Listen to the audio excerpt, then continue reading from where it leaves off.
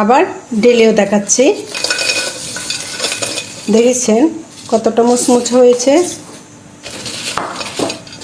এই ক্রিসপিনেসটা কীরকম। এরপর আপনারা চাইলে এটাতে চাট মশলা ছিটিয়ে খেতে পারেন, খেতে কিন্তু অনেক মজা লাগবে। আমার রেসিপিটা কেমন হলো অবশ্যই কমেন্ট করে আমাকে জানাবেন। আজকে আমি আপনাদের সাথে ফ্রেঞ্চ ফ্রাই বানানোর রেসিপি শেয়ার করব। ফ্রেঞ্চ ফ্রাই মূলত সবাই বানাতে পারেন, এটা মুচমুচে হয় না সবার, সেজন্য আজকে A to Z টিপস সহ আপনাদেরকে বলে দিব কিভাবে ফ্রেঞ্চ ফ্রাই বানাতে হয়। আর এই ফ্রেঞ্চ ফ্রাইটা বাচ্চা থেকে বুড়ো সবারই খুব পছন্দ। এটা সকালের নাস্তা, বিকালের নাস্তা এবং কি স্কুলের টিফিনও বাচ্চাদেরকে দিতে পারেন এবং কি বড়দেরকেও দিতে পারেন, সবাই খুব পছন্দ করবে। চলুন দেখে আসি এটা কিভাবে বানাতে হয়। আমি প্রথমে পাতিলটা বসিয়ে দিলাম। একটা কথা আমি বলে দিই, ফ্রেঞ্চ ফ্রাইয়ের আলুগুলা খেয়াল করবেন আপনারা একই সাইজে কাটার জন্য, কারণ একই সাইজে না কাটলে কোনোটা মুচমুচে হবে এবং কি কোনোটা মুচমুচে হবে না। আমি এগুলা ঢেলে দিচ্ছি।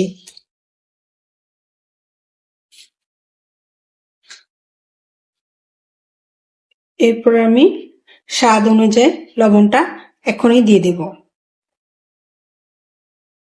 এরপর আমি পানি দিয়ে দিচ্ছি। পানি দিয়ে আমি 60 থেকে 70% মতো আলুটা সিদ্ধ করে নিব। আলুটা সিদ্ধ হওয়ার পরে আমি আবার ফেরত আসছে, আমার কমপক্ষে 2 থেকে 3 মিনিট লাগবে এটা সিদ্ধ হতে। ফ্রেঞ্চ ফ্রাইগুলা দেখেন আপনাদের সুবিধার জন্য আমি দেখিয়ে দিচ্ছি, 60% সিদ্ধ হয়ে গেছে। এই পর্যায়ে আমি চুলাটা বন্ধ করে এগুলো থেকে পানিটা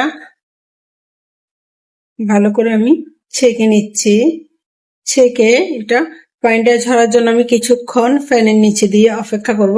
আপনারা চাইলে এখানে কাগজ না দিয়ে টিস্যু পেপারও দিতে পারেন।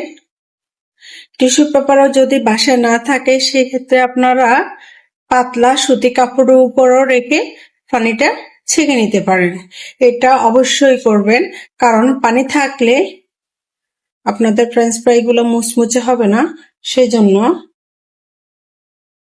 আমি 10 মিনিটের জন্য রেস্টে রেখে দিচ্ছি, পানিটা যেন শুকিয়ে আসে। এর পরবর্তীতে আমি রেসিপি নিয়ে আবার হাজির হচ্ছি।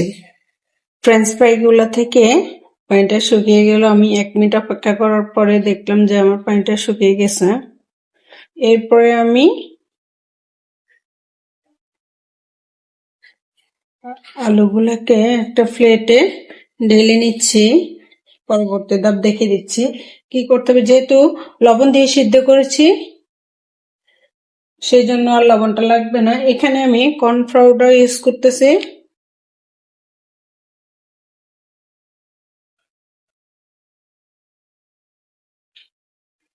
যতটুকু প্রয়োজন ততটুকু দিয়ে দিবেন আপনারাও।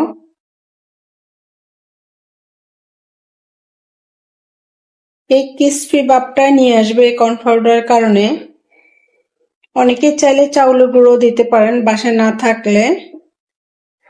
তারপর এটা দেওয়ার চেষ্টা করবেন। কর্নফ্লাওয়ারটা দিলে ক্রিসপি ভাবটা দীর্ঘক্ষণ স্থায়ী থাকে। অনেকে বলে কিনা জানি না, আমি আপনাদের সাথে শেয়ার করলাম। আর আমার রেসিপিগুলো যদি ভালো লেগে থাকে আপনাদের, তাহলে আমার চ্যানেলটিকে সাবস্ক্রাইব করবেন, লাইক দিবেন, বেল বাটনটি অল করে দিবেন।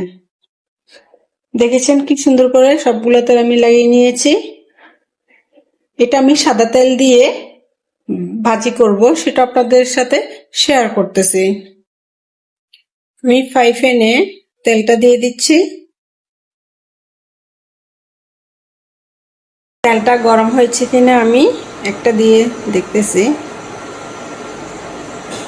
আমার তেলটা হালকা গরম হয়ে গেছে। এ পর্যায়ে আমি একটা একটা করে সবগুলো দিয়ে দিচ্ছি।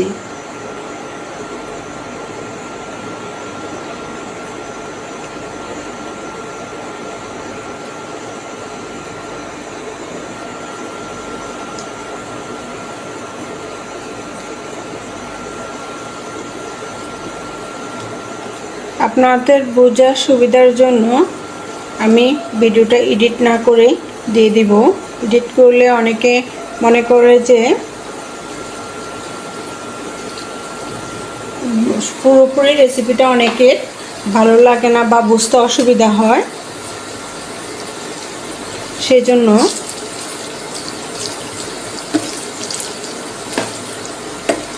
এভাবে যদি আপনারা ফ্রেঞ্চ ফ্রাইটা বাসায় বানান, বাচ্চা কোনোভাবে বুঝতে পারবে না এটা কি বাসায় বানিয়েছেন নাকি বাইরে থেকে কিনে এনেছেন।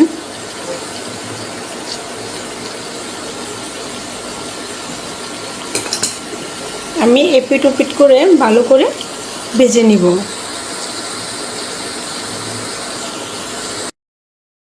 ফ্রেঞ্চ ফ্রাইগুলো দেখেছেন কত সুন্দর করে ভাজা হচ্ছে, এটা উল্টানোর সময় বোঝা যাচ্ছে।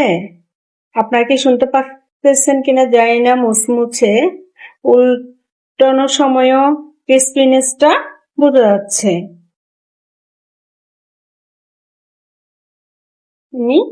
আমার এগুলা হয়ে গেছে, আমি এগুলা তুলে নিচ্ছি। এরকম করে আমি সবগুলা ভেজে নিব।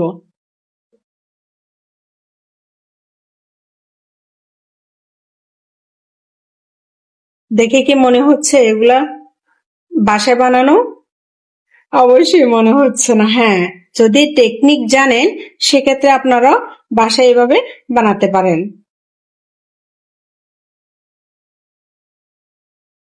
আমি সবগুলো এভাবে করে ভেজে নিচ্ছি।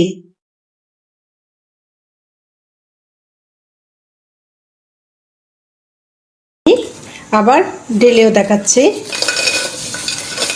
দেখেছেন কতটা মুচমুচ হয়েছে,